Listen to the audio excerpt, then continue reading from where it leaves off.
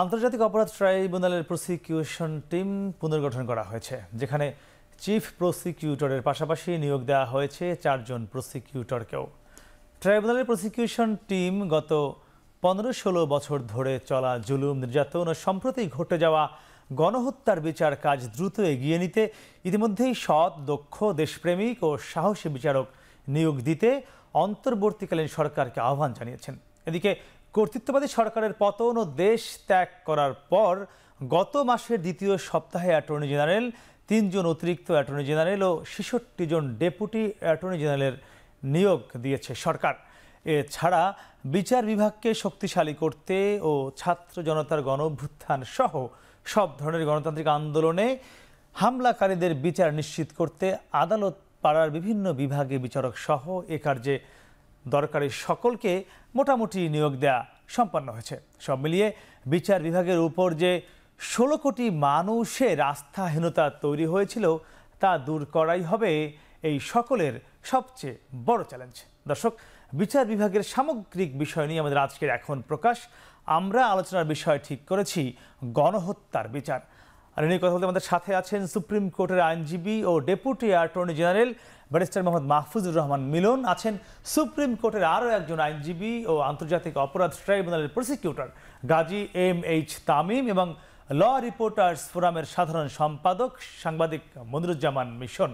আপনাদের সকলকে স্বাগত। আমরা আজকে মূলত এই সামগ্রিক আলোচনায় জানতে চাইব যে আপনারা 3 জনই আইন পেশা বা আইন কাজের সঙ্গে জড়িত আছেন। আপনারা দুজন সরাসরি আইনজীবী, এখন রাষ্ট্রের গুরুত্বপূর্ণ দায়িত্বে আছেন।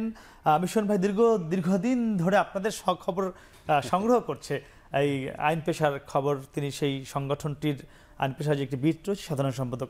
সবার কাছে মূলত আমরা কিভাবে মানুষের মধ্যে যে একটা আস্থাহীনতা তৈরি হয়েছে বিচার বিভাগ নিয়ে, তা কাটিয়ে উঠতে কি কি উদ্যোগ আপনারা নিচ্ছেন সে বিষয়ে জানবো। আমরা শুরুতে যেতে চাইব গাজী তামিম ভাই আপনার কাছে। আপনারা একদমই একদিন আগেই নতুন প্রসিকিউশন গঠন হয়েছে আন্তর্জাতিক অপরাধ ট্রাইব্যুনালের।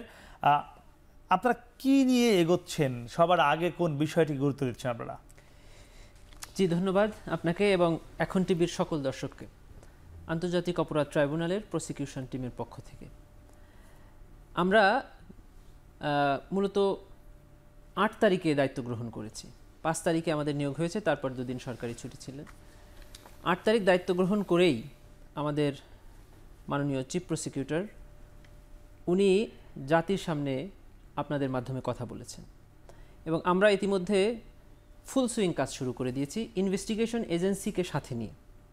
এবং আমরা প্রাথমিকভাবে যে কাজটি নিয়ে আমরা কাজ করছি সেটা হলো এভিডেন্স কালেকশন এবং সংরক্ষণ। আমরা ইতিমধ্যে আজকেই আপনারা জেনে থাকবেন যে দেশের সকল পাবলিক বিশ্ববিদ্যালয় এবং ঢাকা শহর এবং তার আশপাশের সকল পাবলিক এবং প্রাইভেট বিশ্ববিদ্যালয়, কলেজ এবং সারা বাংলাদেশের 64 জেলার ডিসি এবং এসপি, এরপরে আছে আপনার সারা দেশের কবরস্থানগুলোতে, এরপরে আছে সারা দেশের গণমাধ্যম, প্রিন্ট এবং ইলেকট্রনিক মিডিয়া, এদের কাছে আমরা একটি চিঠি ইস্যু করেছি।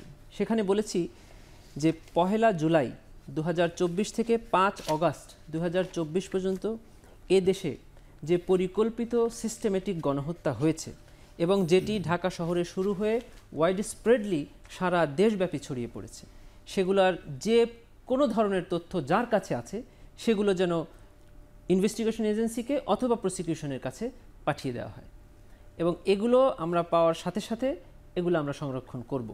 এটা হলো আমরা চেয়েছি। আর ইন দি মিন টাইম আমরা যে সকল জাতীয় পত্রিকা প্রকাশিত হয়ে গেছে, যে সকল ফিচার, যে সকল ভিডিও ফুটেজ বিভিন্ন সামাজিক যোগাযোগ মাধ্যমে ছড়িয়ে পড়েছে, সেগুলোকে অলরেডি আমাদের তদন্ত সংস্থা এটাকে সেভ করে নিয়েছে এবং সেটাকে সংরক্ষণ করেছে।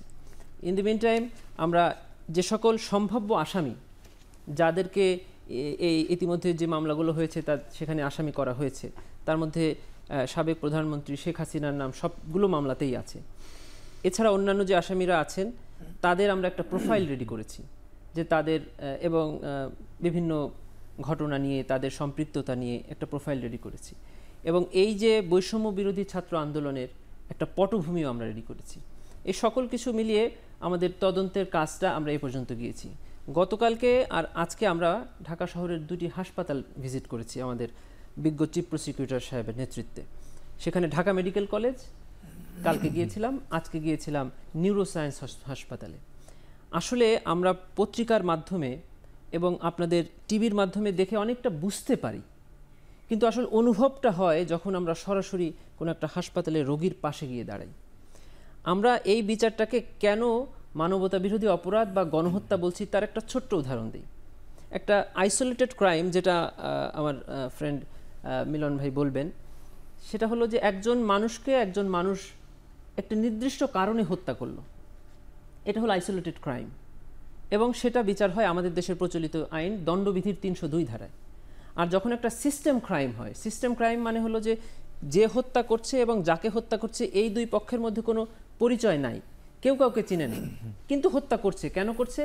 কারণ যে হত্যা করছে সে একটা গ্রুপের সদস্য। এই গ্রুপটা কারা? এই গ্রুপটা হলো আইন শৃঙ্খলা বাহিনীর সদস্য অথবা তৎকালীন ক্ষমতাসীন রাজনৈতিক দলের সদস্য। যাকে হত্যা করা হচ্ছে সে কারা? তাদেরও কমন একটা পরিচয়। তারা কারা? বৈষম্য বিরোধী আন্দোলনের ছাত্র অথবা জনতা অথবা সমর্থক। এখানে আমরা দেখেছি যে একটা হাসপাতালে একজন রোগী সে স্বীকার করেছে যে আমরা যখন আহত হয়ে পড়েছিলাম মাটিতে, তখন পুলিশ এসে আমাদের হাতে একটা সিগনেচারি মার্ক দিয়ে যাচ্ছিল। তাদের আলটিমেট ইচ্ছা ছিল, উদ্দেশ্য ছিল যে এই আহতরা যখন কোনো হাসপাতালে যাবে, পরবর্তীতে যেন এদেরকে আইডেন্টিফাই করা যায় যে কারা সাধারণ অসুস্থ হয়ে হাসপাতালে এসছে আর কারা বৈষম্য বিরোধী ছাত্র আন্দোলনে গিয়ে। এটি কি কোনো ছাত্র নিজের মুখে আপনাকে বলেছে? এটা আমাদের তদন্ত সংস্থার একজন কর্মকর্তাকে একজন আহত নিজের মুখে বলেছে, এবং আমরা কালকে হাসপাতাল দেখে আসার পরে অলরেডি তাদের জবানবন্দি কালেকশন। এটি নিশ্চয়ই একটি ভয়াবহ ব্যাপার। আমি আপনার সে বিষয়ে আরো বিস্তারিত কথা বলবো বিষয়ে। ব্যারিস্টার মোহাম্মদ মাহফুজ রহমান মিলন, হ্যাঁ, আপনার কাছে একটু জানতে চাইবো আমি, তামিম ভাই যে কথাগুলো বলছিল, তারা একটি ধাপে ধাপে গণহত্যার বিচারের প্রাথমিক একটি পরিকল্পনা করেছে, কাজ শুরু হয়েছে বলা যেতে পারে, যেহেতু দুটি হাসপাতাল ইতিমধ্যে তারা ভিজিট করে এসছে। তাদের সঙ্গে মিলে আপনারা নিশ্চয়ই গণহত্যার বিচারের কাজ করবেন বা শুরু করেছেন, কিভাবে সমন্বয়টা হবে? না, অবভিয়াসলি আমরাও কাজ করব, কিন্তু আসলে দেখেন এখানে ওই আন্তর্জাতিক অপরাধ ট্রাইব্যুনাল 1973 সালের যে আইনটা আছে এবং এই 1973 সালে যে আইনটার বলে পরবর্তীতে যে ট্রাইব্যুনাল গঠন হলো, এদের কর্ম পদ্ধতি, এদের এভিডেন্স কালেকশন এবং এদের যে বিচারিক প্রক্রিয়া, এই প্রক্রিয়াটা সম্পূর্ণ একটু ভিন্ন, এবং এটা আইন কর্তৃক বলে দেওয়া আছে যে কিভাবে করতে হবে, কোন ওয়েতে ট্রায়াল হবে, কিভাবে পানিশমেন্ট হবে, সব কিছু এখানে কিন্তু বলে দেওয়া আছে। আর এটা যদি আমরা নর্মাল সেন্সে যদি যাই আর কি, আমরা যদি ট্রাইব্যুনালের বাইরে এসে, যেমন এখন যে মামলাগুলো হচ্ছে, বিভিন্ন যে মামলা হচ্ছে, শেখ হাসিনার নামে হত্যা মামলা হচ্ছে, বিভিন্ন আগে যারা নেতাকর্মীরা ছিল তাদের নামে যে মামলাগুলো হচ্ছে, এগুলো কিন্তু দেখেন এগুলো নর্মাল মামলা হচ্ছে, হয় থানাতে যে মামলা কিছু করছে, আবার কিছু কোর্টে যে মামলা করছে। এগুলো কিন্তু সাধারণ আমাদের যে নর্মাল যে ফৌজদারি কার্যবিধি আছে সেগুলোর মাধ্যমে কিন্তু এগুলার পানিশমেন্টের যে প্রক্রিয়া, বিচারিক প্রক্রিয়া, এগুলো কিন্তু চলমান থাকবে। এখন যদি কেউ হত্যা করে তাকে নর্মালি 302-এ আমরা ধরছি, এবং এই হত্যা প্রক্রিয়ার সাথে অন্যজনের যে ইনভলভমেন্ট থাকে, কমন ইন্টেনশন যদি থেকে থাকে, সেখানেও সেকশন 34 চলে আসছে, সবাই কিন্তু এখানে চলে আসবে। এবং নর্মালি এভিডেন্স অ্যাক্ট বলেন, অন্যান্য আইনের সহায়তা নিয়ে যেভাবে তাদের বিরুদ্ধে যে মামলাগুলো করা হয়, যেভাবে পুলিশ ইনভেস্টিগেশন করে, চার্জশিট দেয়, চার্জ ফ্রেম হয়, সাক্ষী হয়, আর্গুমেন্ট হয়, তারপর একটা রায় হয়, এটার প্রক্রিয়া কিন্তু একদম আলাদা একটা প্রক্রিয়া। সো এই প্রক্রিয়ায় যে মামলাগুলো এখন দায়ের হচ্ছে, এই মামলাগুলো দায়ের হওয়ার সাথে সাথে দেখা যাচ্ছে যে এখন পুলিশ এগুলোকে নিয়ে, এবং যেগুলা কমপ্লেন করা হচ্ছে সেগুলোকে আমলে নিয়ে তদন্তের ব্যবস্থা করা হচ্ছে। অবভিয়াসলি যেগুলো হয়েছে সেটা তো আসলে কোনোভাবেই কাম্য নয়। এখন এই যে কাম্য নয়ের সাথে সাথে যে মামলাগুলো হচ্ছে, এই মামলাগুলো যদি প্রপার ওয়েতে ফাইল হয়, উইথ প্রপার এভিডেন্স ফাইল হয়, তাহলে অবশ্যই এই মামলাগুলো চলমান থাকবে এবং আইনের গতিতে চলতে থাকবে। ওনাদের যে প্রক্রিয়াটা আর কি, ট্রাইব্যুনালের যে প্রক্রিয়াটা, ওনারা মানবাধিকার বিরোধী যে আইনগুলো আছে আর কি, সেগুলো নিয়ে ওনারা কাজ করে, ওনারা জেনোসাইড নিয়ে কাজ করে। ওনাদের বিচার প্রক্রিয়াটা কিন্তু আরও এক্সক্লুসিভ, মানে ওনারা ওই এক্সক্লুসিভ ওয়েতে কিন্তু বিচারিক প্রক্রিয়াটা করতে পারছে। আর নর্মাল যে প্রক্রিয়াটা সেটা একটু ভাস্ট প্রক্রিয়া, মানে এখানে এই দুটার মধ্যে একটু বড় রাইট, আইনের আওতায় সবাই আসবে এবং আইনের মতো চলবে। জি, আমি আপনাকে আবার ফিরবো। মিশন ভাই, আপনি তো যদি একটু আন্তর্জাতিক অপরাধ ট্রাইব্যুনালের কথা বলি, আমরা যদি দেখেছি গত সরকারের সময়ে যে কর্তৃত্ববাদী সরকার ছিল, সেখানে এই আদালতে বেশ কয়েকজনকে ফাঁসি দেওয়া হয়েছে, দণ্ড দেওয়া হয়েছে, এবং সেটি ছিল ৭১-এর ঘটনাকে কেন্দ্র করে, বেশ আগের ৫০ বছরের আগের একটি সময়। কিন্তু এখন যে বিষয়টিকে সামনে রেখে নতুন করে পুনর্গঠন হয়েছে, তা কিন্তু একদম জলে সব ভিডিও, অডিও, পত্রিকা সব রয়েছে প্রমাণ। কি মনে হয় কাজ করতে আরো সহজ হবে কিনা? আপনি তো এখানে সংবাদ সংগ্রহ করছেন দীর্ঘদিন। দেখুন, ধন্যবাদ আপনাকে। দেখুন, আগে যখন বিচার হয়েছে আমরা দেখেছি যে এই সব দালিলিক প্রমাণগুলো সংগ্রহ করতে অনেক কষ্ট হয়েছে। এখন পেপার পত্রিকায় রিপোর্টগুলো আসছে, বিভিন্ন রেকর্ডিং ভাইরাল হয়েছে। তা এখন চ্যালেঞ্জ হবে এই ডকুমেন্টগুলো উদ্ধার করে, এবং উদ্ধার করার পরে যে এইগুলো শুধু উদ্ধার করলে হবে না, এটি ট্রাইব্যুনালে উপস্থাপন করতে হবে। তারপরে সব সাক্ষীদের জবানবন্দি উপস্থাপন করতে হবে। উপস্থাপন করার পরে এগুলো আবার ট্রাইব্যুনালে এসে ওনাকে সাক্ষী দিতে হবে। আর একটা তখনকার সাথে এখনকার পার্থক্য হচ্ছে যে তখনকার আইনে ছিল যে আপনি যে ভিডিও ডকুমেন্টটা পেলেন, সেটা যে রেকর্ড করেছে তাকে আদালতে না আসলেও কোনো দরকার ছিল না। কিন্তু এটা নিয়ে অনেক বিতর্ক হয়েছে যে না, এখানে শুধু ভিডিও ডকুমেন্টটা থাকলে হবে না, যে ভিডিও করেছে তাকে আদালতে সামনে হাজির হতে হবে এবং তাকে বলতে হবে যে হ্যাঁ আমি এটা করেছি। যেমন একটা ভিডিও ভাইরাল হয়েছে যে দেখেছেন আপনারা সবাই, যে একজন গুলি করে একজনই মরে আর বাকি সব রয়ে যায়। তখন এইটা আমি মনে করি এটা খুব স্ট্রং এভিডেন্স, একটি বক্তব্য স্বরাষ্ট্রমন্ত্রীকে বলছেন, এটা খুবই স্ট্রং এভিডেন্স। কিন্তু এটা how to present before the tribunal, আর এটা কিভাবে আমরা এভিডেন্স হিসেবে নিব, এটা খুব চ্যালেঞ্জ বলে আমি মনে করতেছি। এখানে একটু থামাই, তাই সে যেটি প্রশ্ন করছিল কিভাবে এটি আপনারা নিবেন, বা যে ভিডিও করেছে তাকে এটা কিভাবে সমাধান সম্ভব হবে? এটাই আমাদের একটা অজানা, যে সাধারণ আইনের সাথে ট্রাইব্যুনালের পার্থক্য কী। এখানে এভিডেন্স অ্যাক্ট অ্যাপ্লিকেবল না, সাক্ষ্য আইন এখানে অ্যাপ্লিকেবল না, এরকম একটা ধোঁয়াশা কথা আমাদের বাজারে আছে। আসলে এভিডেন্স আইনটা অ্যাপ্লিকেবল না, কিন্তু এই আইনের মধ্যে একটা হিউজ এরিয়া আছে যেটা রুলস অফ এভিডেন্স। এখানে এভিডেন্স অ্যাক্টে যা আছে তা তো আছেই, সাথে একটা স্পেশাল সেকশন দিয়ে বলা আছে যে এই ট্রাইব্যুনালের কোনো ধারাই কোনো টেকনিক্যাল রুলস অফ এভিডেন্স দ্বারা আটকানো বা বাধা থাকবে না। একজন বিচারক, 3 জন বিচারকের যে বেঞ্চ ট্রাইব্যুনালে বসবে, ওনাদের কাছে যদি কোনো পেপার, ভিডিও, ক্লিপ, অডিও কোনো কিছু দেখে মনে হয় যে ইট হ্যাজ এ প্রভেটিভ ভ্যালু, এটা সত্য, তাহলে ওনারা এটাকে বিশ্বাস করতে পারবেন। কে করলো না করলো এটা প্রয়োজন নয়। ট্রাইব্যুনালের আইনটা এতটাই ওয়াইড যে একটা পরিষ্কার ভিডিও দেখা যাচ্ছে যে আবু সাইদ বুক পেতে দিল, একজন পুলিশ গুলি করলো, এই ভিডিওর মাঝখানে কিন্তু কোনো কাট নাই। 18,000 live witness are present in this country. 18,000 আহত মানুষরা এখন হাসপাতালে আছে, যারা জীবন্ত প্রমাণ, তারা চোখের সামনে দেখেছে গুলি করলো। যারা মারা গেছে তারা তো আর ফিরে এসে বলতে পারছে না, কিন্তু যে 18,000 জীবন্ত এখনো এই দেশে আছে, বেঁচে আছে, যেটা আমি রিপোর্ট একটা পত্রিকায় দেখলাম যে 18,000 আহত, এরা প্রত্যেকজনই এসে বলবে আমার সামনে গুলি করেছে, আমাকে গুলি করেছে। আজকে আমরা যে হাসপাতালে দেখেছি, এখান থেকে গুলি করে এখান থেকে বের হয়েছে, বেঁচে গিয়েছে, এই ব্রেনে টাচ করেনি। এখান থেকে গুলি করে এখান থেকে বের হয়েছে, বেঁচে গেছে, ফুসফুসে টাচ করেনি। এরকম সহস্রাধিক লাইভ উইটনেস আমাদের সামনে আছে। আমাদের ভিডিও কিসের দরকার, আমাদের অডিও কিসের দরকার?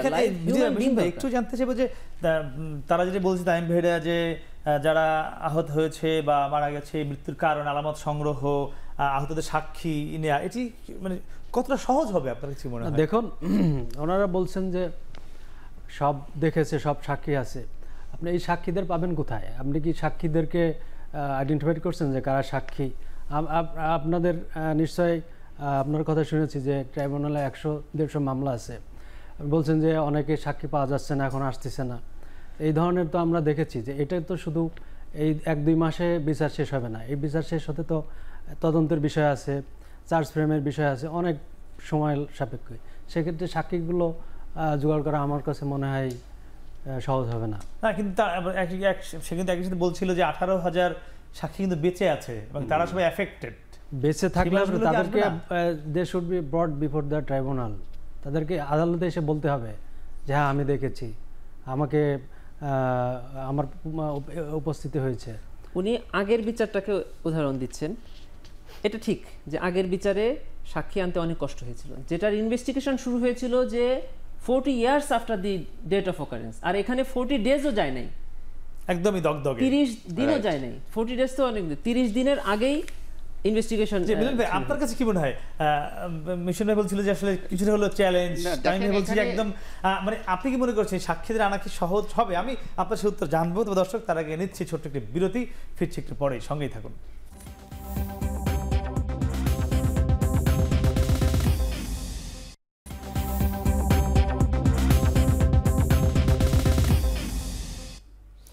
ফিরলাম বিরতির পর। কথা বলছিলাম গণহত্যার বিচার নিয়ে। আমরা ছিলাম deputy attorney general barrister Mohammad Mahfuzur Rahman Milon. আপনার কাছে জানতে চাচ্ছিলাম যে এই যে কি মনে হয় মানুষ আসলে এই তথ্য প্রমাণ দিতে, সেটি হোক তার নিজের বক্তব্য, হোক তার দেখা, মানে বলতে তারা সহায়তা করবে কি না আপনাদেরকে, সেটি হোক আন্তর্জাতিক অপরাধ ট্রাইব্যুনাল কিংবা হোক অন্য আদালত, কি মনে হয়? দেখেন, এই সাক্ষীর যে বিচারটা বলছেন আর কি, এটা আসলে সাক্ষীর আপনার যে আগের যে আন্তর্জাতিক অপরাধ ট্রাইব্যুনালে যে বিচার শুরু হয়েছিল, সেটা দেখেন কনসিকুয়েন্সটা কখন হয়েছিল। সেটা হয়েছিল কিন্তু 40 বছর পরে, 2010 সালে যখন আপনার ট্রাইব্যুনাল গঠন করা হলো, তখন কিন্তু এটার অপরাধগুলো শুরু করা হলো। ওই সময় সাক্ষী পাওয়াও কিন্তু একটা ডিফিকাল্ট একটা সিচুয়েশন ছিল। 40 বছর আগের সাক্ষী আপনি কিভাবে পাবেন? ওই সময় কোনো ফেসবুকের যুগ ছিল না, ইউটিউব ছিল না, কোনো কিছু ছিল না, ডিজিটাল ওভাবে মাধ্যম ছিলই না বলতে গেলে। কিন্তু এখন দেখেন, এগুলো তো এখন দগদগে সব কিছু আমরা দেখতে পাচ্ছি, ফেসবুকে দেখতে পাচ্ছি, টিভিতে দেখতে পাচ্ছি, মিডিয়ায় দেখতে পাচ্ছি, ইউটিউবে দেখতে পাচ্ছি। এখানে সাক্ষী যে আমরা সাক্ষী পাবো না, এটা তো আসলে না, এটা তো আসলে আমরা সাক্ষী পাবো, আমরা নিজেরাও আসবে কিনা সবাই সদ্যোগে, এটা বলতে পারেন যে সবাই আসবে কিনা। দেখেন, আজ এই 24 তারিখে যে রিপোর্ট হয়েছে, 24শে আগস্ট প্রথম আলোতে লাস্ট যে রিপোর্ট হয়েছে, ওই অনুযায়ী 757 জন ডেথ মারা গেছে এই ছাত্র আন্দোলনের সময়। এটা কিন্তু অফিসিয়াল রেকর্ড, আনঅফিসিয়ালি আরও অনেক হতে পারে। এই 757 জনের পরিবার কি আসবে না? তাদের মনে কি ব্যথা নাই? অবশ্যই তারা আসবে, তাই না? অবশ্যই পরিবার কিন্তু আসবে। এই 757 যে মারা গেল, যার চোখের সামনে মারা গেল, আমার বন্ধু মারা গেল, আমি কি আসবো না? অবশ্যই আসবো। আর কেউ যদি সাক্ষীতে নাও আসতে চায়, কোনো হিয়ার্স এভিডেন্স বলে অনেক কিছু থাকে, নিজে আমি টিভিতে দেখছি, সেটাও এখন সাক্ষী হিসেবে এভিডেন্স একটা নতুন করে ইনক্লুড করা হয়েছে, সরাসরি সম্প্রচার ছিল এগুলো অবশ্যই সাক্ষী হিসেবে। হ্যাঁ, আপনি একটা বলতে পারেন যে হ্যাঁ সাক্ষীরা আসবে কিনা, ভয়ে আছে কিনা, বা সাক্ষীরা পরবর্তীতে কোনো হ্যারাসমেন্ট হতে পারে কিনা। দেখেন, ওই যুগ চলে গেছে, ওই যুগটা চলে গেছে। ছাত্র জনতা এখন খুবই ছাত্র জনতা আছে। আচ্ছা, কিন্তু এখানে একটি বিষয় জানতে চাই তামিম ভাই, মিলন ভাইয়ের কথা সূত্র ধরে, এই যে এত এত মানে গণহত্যা হলো, এত মানুষের জীবন গেল, যার মানে মূল যিনি, যাকে বলা হচ্ছে, দায়ী করা হচ্ছে কর্তৃত্ববাদী সরকারের প্রধান শেখ হাসিনা, সে মুহূর্তে ভারত রয়েছে। আপনারা ইতিমধ্যেই সংবাদ সম্মেলনে বলেছেন যে তাকেও কিভাবে দেশে আনা যায় তার একটা পরিকল্পনা আপনারা করছেন, এবং তাকে বলেছেন যে সে চাইলে আন্তর্জাতিক আইনজীবীদের সহায়তাও নিতে পারবেন শেখ হাসিনা। সব মিলিয়ে একটু শুরুতে জানতে চাইবো যে শেখ হাসিনা এখন কিসের বেসিসে ভারত রয়েছে আপনাদের কাছে, মানে আপনাদের আইন কি বলে? তা ইতিমধ্যে আপনি জানেন যে সকল লাল পাসপোর্ট বাতিল করেছে সরকার। জি, ধন্যবাদ। উনি এখন বাংলাদেশে যে সকল আইন আছে সেখানে উনি একজন ফিউজিটিভ হিসেবে আছেন, উনি একজন পলাতক আসামি। উনাকে ভারত রেখেছেন। ভারতের সাথে আমাদের একটি বন্দি বিনিময় চুক্তি আছে, যেটি সাবেক প্রধানমন্ত্রীর হাতেই করা, যে ভারতে যদি কোনো বাংলাদেশি বন্দী থাকে বা বাংলাদেশে যদি কোনো ভারতীয় বন্দী থাকে, তাহলে এটা সে দেশ আমাদেরকে দিতে বাধ্য থাকবে, আমরা তাদেরকে দিতে বাধ্য থাকবো। তো এই চুক্তি অনুযায়ী এখন বাংলাদেশ সরকার চাইলেই ভারতে তাকে দিতে বাধ্য হবে। আপনাদের পরিকল্পনা কি? কারণ তার নামে অনেকগুলো মামলা হয়েছে আন্তর্জাতিক অপরাধ ট্রাইব্যুনালে, আরো অনেকে রয়েছে যারা দেশের বাইরে। আমাদের পরিকল্পনা হলো যে আমাদের প্রথম দাবি সরকারের কাছে যে অতি শীঘ্রই ট্রাইব্যুনালের একটি পুনর্গঠন দরকার। ট্রাইব্যুনালের প্রসিকিউশন টিম হয়েছে, ইনভেস্টিগেশন এজেন্সি আছে, কিন্তু ট্রাইব্যুনালের বিচারক কিন্তু এখন নাই। ট্রাইব্যুনালে ন্যায় বিচারক এখন অতি দ্রুত নিয়োগ করতে হবে। করার সঙ্গে সঙ্গেই প্রসিকিউশনের পক্ষ থেকে আমরা এই আসামিদের বিরুদ্ধে একটি গ্রেফতারি পরোয়ানার দরখাস্ত করব। এটি যদি তখন ট্রাইব্যুনাল অ্যালাউ করেন, তখন সাথে সাথেই আমরা ভারতের কাছে বা রাষ্ট্রের কাছে আমরা চাইতে পারি যে আপনারা রাষ্ট্রের মাধ্যমে ইন্ডিয়ান রাষ্ট্রকে আপনারা এই আসামিকে ফেরত চান, ওই চুক্তির আলোকে, যেটা কিছুদিন আগে করা। অন্যান্য দেশেও কিন্তু রয়েছে অনেক আসামি যারা দেশ ছেড়ে পালিয়েছে ইতিমধ্যেই। আইনটার ব্যাপারে আরেকটু বলি যে যদি ভারত না দেয়, এখানে খুব সুন্দরভাবে যদি কোনো অনুপস্থিত আসামি থাকে তার কিভাবে বিচার হবে এটা বলা আছে। এটা খুব ইজি হয়ে যাবে, মানে রায়টা প্রকার মানে হয়ে যাবে, বিষয়টি এরকম। হ্যাঁ হ্যাঁ এরকম। এবং তার পক্ষে রাষ্ট্র একজন আইনজীবী নিয়োগ করবে, সে যে আনডিফেন্ডেড থাকবে তা নয়। আমরা বারবার একটা কথা বলছি যে এখানে আসামিকে তার সর্বোচ্চ রাইটস দেওয়া হবে, সর্বোচ্চ রাইটস দেওয়া হবে। বিদেশি আইনজীবী আনতে চাইলে অবশ্যই বিদেশি আইনজীবী দেওয়া হবে, আন্তর্জাতিক কোনো সংস্থার মাধ্যমে তদন্ত চাইলে সেটা দেওয়া হবে। আইনের যদি কোনো সংস্কার আসামি পক্ষ থেকে দাবি করেন, আমরা তাদের সাথে কথা বলে সরকার এই বিষয়টা মিউচুয়াল করে আইনের সংস্কারও করতে আমাদের কোনো আপত্তি নেই। সব সুযোগ দেওয়া হবে, সকল প্রকার সুযোগ দিয়ে দেওয়া হবে। কারণ কি? কারণ হলো এই বিচারের পরে যেন বাদী অথবা আসামি কেউ বলতে না পারে যে আমাদের উপরে অবিচার করা হয়েছে। কোনো অবিচারের সংস্কৃতি আমরা আর এদেশে দেখতে চাই না। কারণ এদেশে একজন আইনমন্ত্রী তার নিজের চেহারা চেঞ্জ করে নৌকায় পালিয়ে যেতে বাধ্য হয়েছে, কারণ তারা আইন এবং বিচার ব্যবস্থাকে সেখানে নামিয়ে নিয়ে এসেছে। জি, আপনার কাছে ফিরবো। মিশন ভাই, একটু জানতে চাইব আপনার কাছে, তামিম ভাই যে কথাগুলো বলছিলেন যে প্রধান আসামি কর্তৃত্ববাদী সরকারের প্রধান যিনি ছিলেন শেখ হাসিনা, তাকে তারা দেশে ফিরিয়ে এনে বিচারের মুখোমুখি করবার জন্য উদ্যোগ নিবেন বা রাষ্ট্রের কাছে সহযোগিতা চাইবেন। অতীত ইতিহাস কি বলে? এটি কি সম্ভব বা আমাদের এমন নজির আছে কিনা? দেখুন, ইন্ডিয়াতে তো পালিয়ে আছে আসামিরা, এটা প্রথম না। আপনারা নিশ্চয়ই পিকে হালদারের কথা শুনেছেন, সে অনেক মামলার আসামি, তাকে তো আমরা ফিরে আনতে পারি নাই। সেক্ষেত্রে আমি মনে করি না এটা খুব সহজ হবে। আর একটা ওনারা এই প্রসিকিউটর সাহেব একটা কথা যেটা বলছেন যে আমরা সর্বোচ্চ ন্যায় বিচার বলেন বা রাইট এক্সারসাইজ করার সুযোগ দিবেন। দেখুন, এখানে এটা আমাদেরও প্রত্যাশা, এই গভর্নমেন্ট আসছে এইটাই, মানে পাবলিক যে একটা অবিচারের যে সংস্কৃতি ছিল বিভিন্ন কারণে, সেই সবের বিরুদ্ধে কিন্তু এই সরকারটা আসছে। এই সরকারের কাছে পিপুলের প্রত্যাশা যে ন্যায় বিচার নিশ্চিত হবে। এখানে বলা হচ্ছে যে গণহত্যা, এই ওনার বিরুদ্ধে প্রায় 11টা মামলা হয়েছে আমার জানা মতে, সেখানে আন্তর্জাতিক ট্রাইব্যুনালে। জি, তার ভিতরে আমাদের প্রসিকিউটর সাহেবও একাধিক মামলার আইনজীবী হিসাবে রয়েছেন। সেটা এবং এটা আমাদেরকে নিশ্চিত করতে হবে যে আমরা কিভাবে ফেয়ার ইনভেস্টিগেশন, মানে justice seen to be done, এরকম হতে হবে। আমরা আগে দেখেছি যে যখন ট্রাইব্যুনাল শুরু হয় 2009 সালে, তখন এই মিরপুর থানায় মামলা, এই বিভিন্ন থানায় মামলা হতো। এবারও আমরা দেখলাম যে বিভিন্ন থানায় মামলা হচ্ছে, ট্রাইব্যুনালে জমা হচ্ছে, সেই মামলাগুলো আবার ট্রাইব্যুনালে চলে আসছে। পরবর্তীতে দেখলাম যে এই মামলাগুলোই অ্যারেস্ট হয়ে ওদেরকে চার্জ ফ্রেম করা হলো, সেই অনুষ্ঠানে দেওয়া হলো। তো এইটা যে প্রক্রিয়া ছিল, আমি সেই প্রক্রিয়ার সাথে এই প্রক্রিয়ার আমি খুব একটা তফাৎ আছে বলে মনে করি না। এগুলোকে আগে ওনাদেরকে ক্লিয়ার করতে হবে পাবলিককে। আর একটা বিষয় হচ্ছে যে বলা হচ্ছে যে গণহত্যা। এখানে গণহত্যা বলতে গণহত্যার ভিতরে এটা পড়বে কিনা সেটাও আমাদের প্রসিকিউটর সাহেবরা যারা তদন্ত সংস্থা আছে সেটাও এটা করবেন, যে এটা গণহত্যা পড়বে কিনা। আরেকটা ধারায় মামলা হয়েছে যে আপনার মানবতা বিরোধী অপরাধ। হ্যাঁ, সেইটা আমি মনে করি যে এখানে ট্রাইব্যুনাল আইনের যে আছে, ট্রাইব্যুনাল যে জুরিডিকশন আছে, সেই জুরিডিকশনের ভিতরে গণহত্যার বিষয়টা কিভাবে ইনক্লুড করা যায় সেটারা ওনারা দেখবেন। জি, আপনার কয়েকটি প্রশ্ন রয়েছে। মিলন ভাই, একটু আপনার কাছে যেতে চাই। মিশন ভাই যে প্রশ্নগুলো তুলছিলেন যে এটি গণহত্যা বলতে পারছে কিনা, আন্তর্জাতিকভাবে মানবতা বিরোধী অপরাধ বলা যাচ্ছে কিনা, একই সঙ্গে আমার একটি প্রশ্ন সঙ্গে যুক্ত করতে চাই আমি। সংবিধান এই মুহূর্তে কিন্তু যখন এই সরকার মানে দেশ ছেড়ে চলে যায়, তখন অনেকটা কিন্তু সাংবিধানিক শূন্যতা তৈরি হয়ে আছে বলতে গেলে। সংবিধান নিয়ে আপনারা কি ভাবছেন? দেখুন, এটা আসলে যে গণহত্যার যে বিষয়টা, প্রথমে ওটা বলি আর কি, যেটাকে জেনোসাইড বলা হচ্ছে আর কি। এখন জেনোসাইডের ডেফিনেশনটা অনেক ভাস্ট। আপনি দেখেন, এই আন্তর্জাতিক অপরাধ ট্রাইব্যুনালে যখন মামলা চলমান ছিল, অনেক সময় একটা গ্রামে, তামিম ভাইয়ের সাথে আমার কথা ছিল যে একটা গ্রামে পাঁচজনকে কিলিং করেছে, সেটাকে অনেক সময় গণহত্যা বলেছে। আর অথচ দেখেন এখানে 20 দিনে 757 জন অলরেডি মারা গেল 20 দিনে, কিন্তু এটা কিন্তু জাস্ট অফিসিয়াল, আরও অনেক মারা গেছে, এখনও মারা যাচ্ছে আর কি। সো এটা গণহত্যা কেন পড়বে না, এটা একটা কোশ্চেন থেকেই যাচ্ছে। কিন্তু এটা গণহত্যা যে হতে পারে না তা কিন্তু না। আর আপনারা যে আপনি যে কোশ্চেনটা আরেকটা করলেন আর কি, যে সংবিধানের যে ব্যাপারটা আর কি, এখন সংবিধানের এটা যারা এখন বর্তমান যে সরকার আছে তারা এটা পুঙ্খানুপুঙ্খভাবে এটা দেখবে, ভাববে, চিন্তা করবে, মানুষের রেসপন্স কেমন, নেসেসিটি কেমন, এই আমাদের এই কনস্টিটিউশনে কোনো এখন পর্যন্ত কোনো কিছু থেকে গেছে কিনা যেটা চেঞ্জ হওয়া উচিত বলে মনে হচ্ছে, এটা তারা ডিসাইড করবে।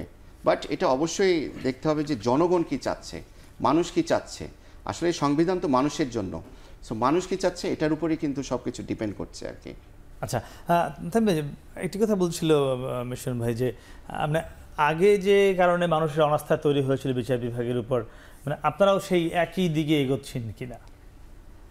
হ্যাঁ, সুন্দর প্রশ্ন করেছেন। আমারই একটা জিনিস আমাকে বলতেই হবে, সেটা হলো ৭১ সালে সংগঠিত অপরাধের বিচারক যদি নিজেই মুক্তিযোদ্ধা হন, তাহলে কিভাবে মানুষের আস্থা আসবে সেটার উপরে? ৭১ সালে সংগঠিত মুক্তিযোদ্ধা এবং রাজাকার যাদের মধ্যে যে যুদ্ধটা হয়েছে, তার মধ্যে সেই ঘটনার বিচার করছেন মুক্তিযোদ্ধা। আচ্ছা, ট্রাইব্যুনালের দুজন বিচারপতি যারা ৭১ সালে মুক্তিযোদ্ধা ছিলেন, তারা ন্যায় বিচার করেছেন কিনা সেটা আমার প্রশ্ন, এখানে আমি করছি না। কিন্তু এই যে অ্যাপারেন্টলি যিনি মুক্তিযোদ্ধা, তিনি ওই বিচারে বসলে তিনি এই বিচার করার একটা নৈতিকতা হারায়। এজন্যই আমরা বলছি যে আইন কোনো সমস্যা না, রুলস কোনো সমস্যা না, সমস্যা হলো ব্যক্তির। যে যিনি বিচারক হবেন তার হতে হবে একজন ন্যায় বিচারক, যে সে যখন বিচার করবে তখন তাকে শুধু ন্যায় প্রতিষ্ঠার জন্যই বিচার করতে হবে, যেখানে বাদী এবং বিবাদীকে সকল সমান সুযোগ দিতে হবে, কিন্তু অপরাধের ক্ষেত্রে কোনো ছাড় দেওয়া যাবে না। এটা হবে বিচারকের প্রধান এবং একমাত্র। দেখেন, সেখানে আরও কিছু বিচারক ছিল যারা ৭১ সালের বেশ কিছু তদন্ত কমিটির সদস্য ছিলেন। এই সকল কারণে ওই সময়ের বিচারগুলো প্রশ্নবিদ্ধ হয়েছে। আসামি যখন কোনো সাক্ষীকে সাক্ষ্য দিতে চেয়েছে এবং যাকে হত্যা করা হয়েছে তার ভাই আল্লামা দেলোয়ার হোসেন সাইদি সাহেবের মামলায় একজন ডিফেন্স সাক্ষী আসলো ট্রাইব্যুনালের গেটে, সেখানে আপনার লাইভ সিসিটিভি ক্যামেরা ছিল, সেখান থেকে তাকে অ্যাবডাকশন করে নিয়ে যাওয়া হলো, তাকে পাওয়া গেল ইন্ডিয়ান একটি কারাগারে। সেটি আমি তখন প্রেজেন্ট সেখানে, আমি সহ বর্তমান চিফ প্রসিকিউটর গিয়ে, তখন ওপেন কোর্ট চলছে, আমরা মেনশন করলাম যে আমাদের সাক্ষীকে এইমাত্র নিয়ে গেল, উনি কোনো লিগাল স্টেপস নিলেন না। সেই সাক্ষী ফিরে এসে তার সকল ঘটনা বর্ণনা করলো, যে আমি কিভাবে অ্যাবডাক্টেড হয়েছিলাম, কিভাবে আমাকে ইন্ডিয়াতে পাচার করা হলো, এত কিছু সব কিছু চলে আসলো, কিন্তু কোনো স্টেপস হলো না। স্কাইপ কেলেঙ্কারি এই দেশের সকলেই জানে, পত্রিকায় প্রকাশিত হলো, পত্রিকাকে বন্ধ করে দেওয়া হলো, কোর্ট অর্ডার দিয়ে বলল যে এই পত্রিকা আর এই নিউজ ছাপাতে পারবে না, কিন্তু কোনো স্টেপস নেওয়া হলো না। কোর্ট চালিয়ে গেল, বিচারপতি পদত্যাগ করলেন, কিন্তু সেই বিচার চলে গেল। এতগুলো প্রশ্ন। সেফ হাউসের রেকর্ড পাওয়া গেল, যেখানে সাক্ষীদেরকে সাক্ষ্য দেওয়ার কারণে তাদেরকে পুরস্কার দেওয়া হচ্ছে, টাকা দেওয়া হচ্ছে। আর এখানে আমরা কি করছি? আপনি দেখে থাকবেন যে প্রসিকিউশন থেকে যখনই আসামিদের নাম বলা হয়, শেখ হাসিনা নামের আগে আমরা সাবেক প্রধানমন্ত্রী বলছি, কিন্তু তখন কি করা হয়েছে? আল্লামা দেলোয়ার হোসেন সাইদি সাহেবের নামের পাশে একটু দিল্লা রাজাকার, মানে তাকে শুধু আইনগতভাবে না, একটা সামাজিকভাবেও হেয় করার চেষ্টা করা হয়েছে। কিন্তু আমরা এখন বলছি যে না, আমরা ওই সংস্কৃতিতে আর ফিরে যেতে দেব না এই দেশকে। আমরা ন্যায় বিচার প্রতিষ্ঠা করব, আসামিকে সকল প্রকার সুযোগ দিয়ে, কিন্তু বিচারের ক্ষেত্রে কোনো ছাড় দেওয়া হবে। আচ্ছা, সেক্ষেত্রে এই যে বিচারটি আপনারা শুরু করবেন, কি মনে হয় কতদিনের মধ্যে বিচারটি শেষ করার দিকে যেতে পারবেন? সময়টা কি বলা সম্ভব কি না, আমি আপনার সে উত্তর জানবো। তবে দর্শক, তার আগে আমরা ছোট একটি বিরতি ফেসছি, একটু পরে সঙ্গেই থাকুন।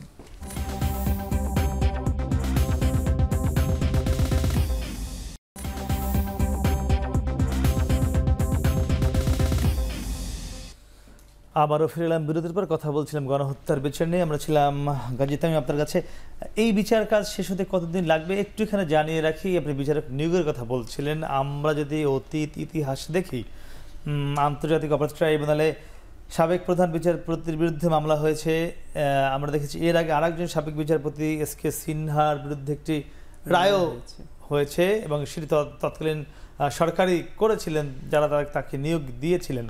তো এই বিষয়টিও মাথায় রেখে আপনারা বিচারক নিয়োগের জন্য সুপারিশ বা অনুরোধ রাষ্ট্রকে করবেন কিনা, কতদিন লাগতে পারে? জি, কতদিন লাগতে পারে এ ব্যাপারে আমার প্রথম কথা হলো যে কতদিন লাগতে পারে এটার আগে আমরা চেষ্টা করব যে এভিডেন্সটাকে আমরা যেন কালেক্ট করে ফেলতে পারি।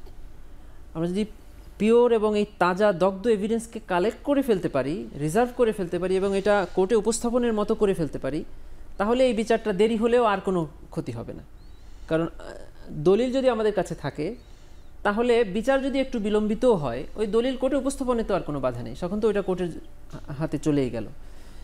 আর এটা যেহেতু একটা ওয়াইড স্প্রেড অ্যান্ড সিস্টেমেটিক্যালি হয়েছে সারা দেশব্যাপী, এটা কোনো আইসোলেটেড একটা অপরাধ না যে ওই একটা তদন্ত করে সাক্ষী জবানবন্দি নিয়ে আসলাম।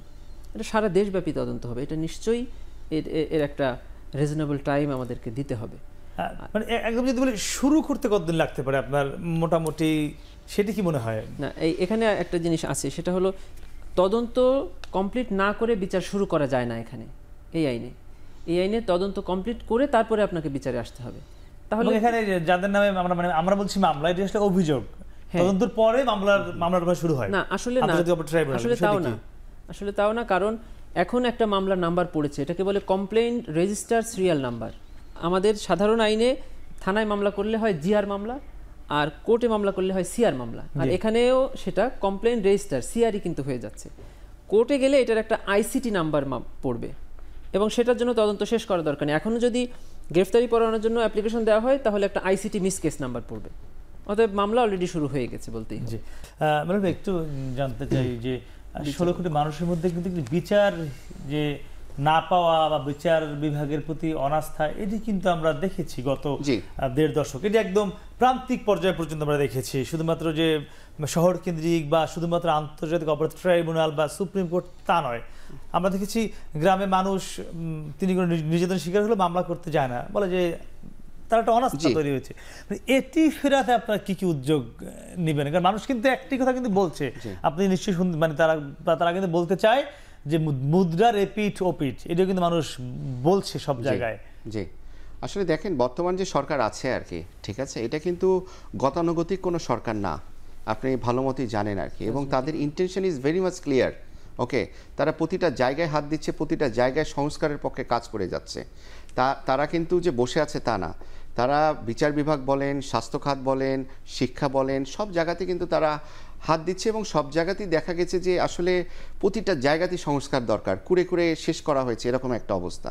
তো এটা কিন্তু একটা চলমান প্রক্রিয়া এবং বিচার বিভাগের প্রতি যে মানুষের যে অনাস্থা আছে, অবভিয়াসলি আপনার কথাটা ঠিক আছে, এটা যে মানুষের একটা অনাস্থা থেকে যায় বা আমি বিচার পাচ্ছি না বা বিচার পেতে দেরি হচ্ছে, এগুলা হয়েছে, অতীতেও হয়েছে, কিন্তু আমরা আশা করছি যে ইনশাল্লাহ এই সামনে যে দিনগুলো আসছে সব কিছু তো চেঞ্জ হচ্ছে।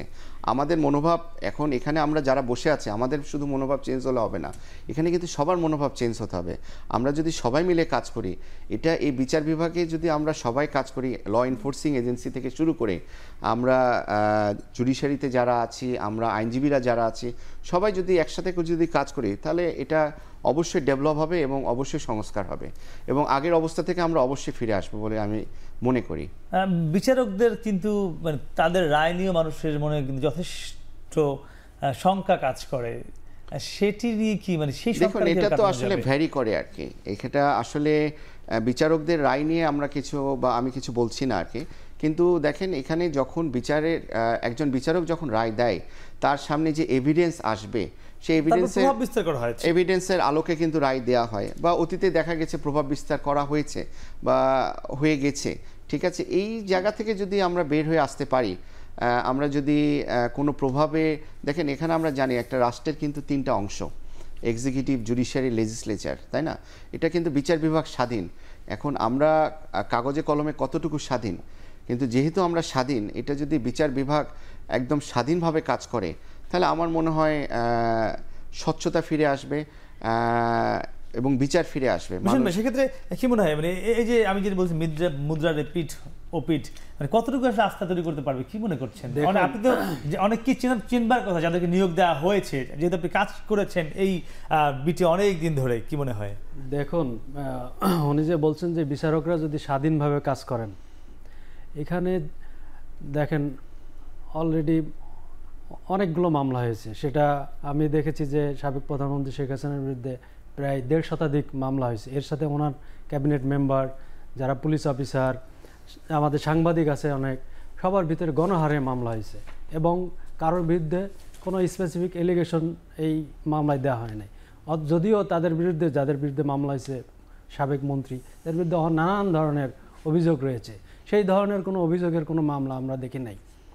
তো এখন এইভাবে যদি একটা মামলায় হাজার হাজার আসামি দেওয়া হয় কোনো স্পেসিফিক অ্যালিগেশন ছাড়া, তাহলে আপনি কি, আমরা চাই যে এই ঘটনাগুলোর, হত্যাগুলোর অবশ্যই প্রকৃত আসামিদের শাস্তি হবে।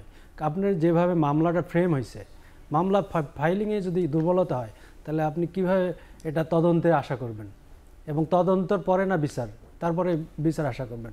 তারপর ধরেন আবার এই যে আসামিগুলো হয়েছে, এদের আমাদের জুডিশিয়ারিতে আমি শুনেছি এখন ভ্যাকেশন চলছে, এর আগে যে কোর্ট ছিল জামিনের কোর্ট, ওনারা জামিন দিচ্ছেন না, এই জামিন শুনছেন না, বলছে না এগুলো পরে আসেন, পরে আসেন। তারপর এখন যে ভ্যাকেশন কোর্ট আছে, না এগুলো পরে আসেন, পরে আসেন। তাহলে আমরা কি দেখতে পাচ্ছি যে এই সংস্কৃতি কিন্তু আগেও ছিল, যখন কোনো এই ধরনের মানে গণহারে মামলা হয়, গ্রেপ্তার হয়, তখন আমাদের জুডিশিয়ারি মানে এই রোলটা খুব একটা আমরা দেখতে পারি না। আমরা সেটাই আমরা, কিন্তু জুডিশিয়ারি যখন আমরা পিপুল এক্সপেক্ট করে যে যখন এই ধরনের কোনো ধরনের ডিসিশন হয় বা গ্রেপ্তার হয়, মামলা হয়, এখানে জুডিশিয়ারি সবসময় অ্যাক্টিভ রোল থাকবে। কারণ সেইখানে নিম্ন আদালতগুলো ওইভাবে অ্যাক্টিভ হওয়ার বা আইনগতভাবে ওদের অত স্বাধীনতা নাই, কিন্তু উচ্চ আদালতের আছে। আমরা এখানে জুডিশিয়ারির রোল সেটা আমরা করবে কিনা, সেটা এই প্রশ্নটি মানে উচ্চ আদালতের যে রোলটি খুব অ্যাক্টিভলি করবার কথা, সেটি আপনারা করবেন কিনা। সঙ্গে সঙ্গে আরেকটি প্রশ্ন রয়েছে, আন্তর্জাতিক অপরাধ ট্রাইব্যুনালে এখন যে চলমান মামলা রয়েছে, যেটি আগের সরকারের, সেই মামলাগুলোর কি হবে? সেখানকার যে আসামি রয়েছে, অনেকে সাজা খাটছে, তাদের বিষয়ে কি পরিকল্পনা করছে বর্তমান প্রসিকিউশন, সে উত্তর জানবো। তো দর্শক, তার আগে নিচ্ছে আবার ছোট্ট একটি বিরতি, ফিরছি একটু পরে, সঙ্গে থাকুন।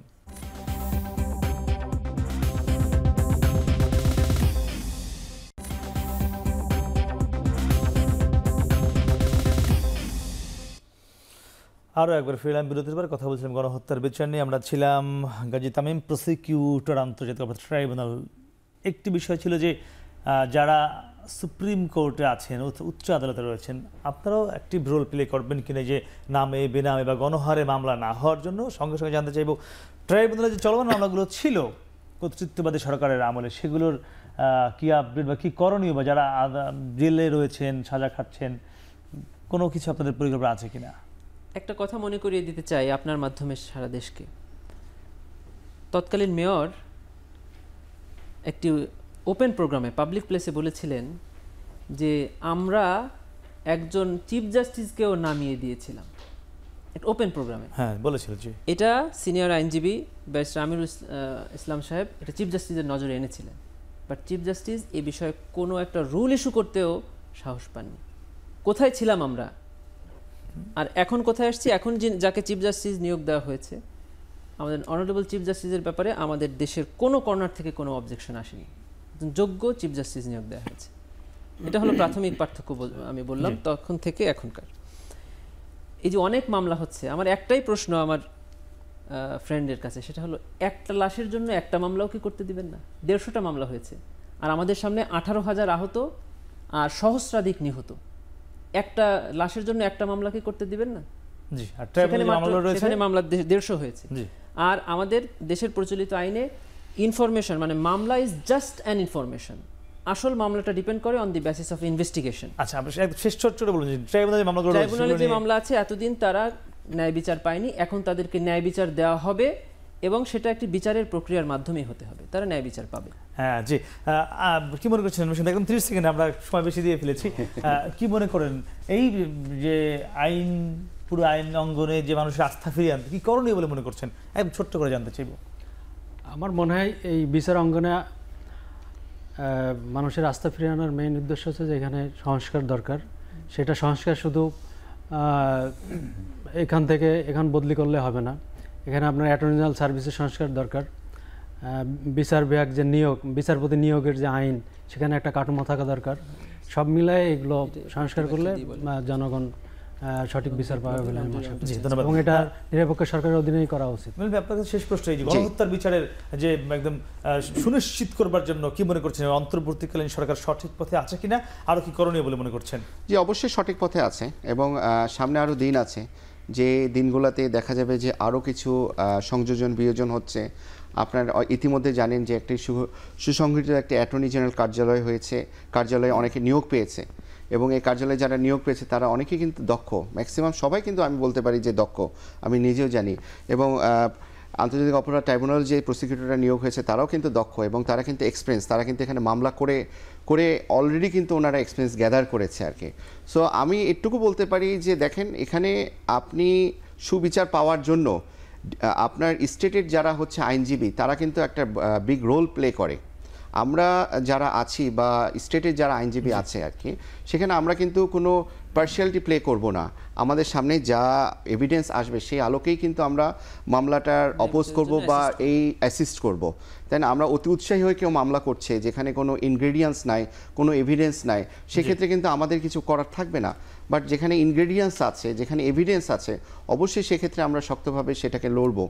এতটুকু বলতে পারি যে এই বর্তমান যে গভর্নমেন্ট আছে তারা যাদেরকে নিয়োগ দিচ্ছে তারা অবশ্যই কম্পিটেন্ট এবং সামনে বিচার বিভাগ যদি স্বাধীনভাবে কাজ করে অবশ্যই সবাই ন্যায় বিচার পাবে। আপনাদের তিনজনকে অসংখ্য ধন্যবাদ আমাদের সাথে কথা বলবার জন্য। দর্শক, আমরাও যে কথাটি বলতে চাই, বিচার বিভাগ যদি স্বাধীন হয় তাহলেই কেবল এই যে গত জুলাই আগস্টে পুরো দেশব্যাপী গণহত্যা হয়েছে ছাত্র জনতার গণ অভ্যুত্থানে, সেই তারাও সকলেই নিশ্চিতভাবেই বিচার পাবে, সুবিচার পাবে, যদি কিনা বিচার বিভাগ পুরোপুরি স্বাধীন হয়। আমরা নিশ্চয়ই সে প্রত্যাশা করতেই পারি বাংলাদেশে যে একটি বিচার বিভাগে আস্থাহীনতার জায়গায় তৈরি হয়েছিল সেখান থেকে বেরিয়ে আসে বাংলাদেশের সাধারণ মানুষ সব ধরনের গণহত্যার বিচার চাবে। সে প্রত্যাশা আজকের মতো শেষ করছি। শুভরাত্রি।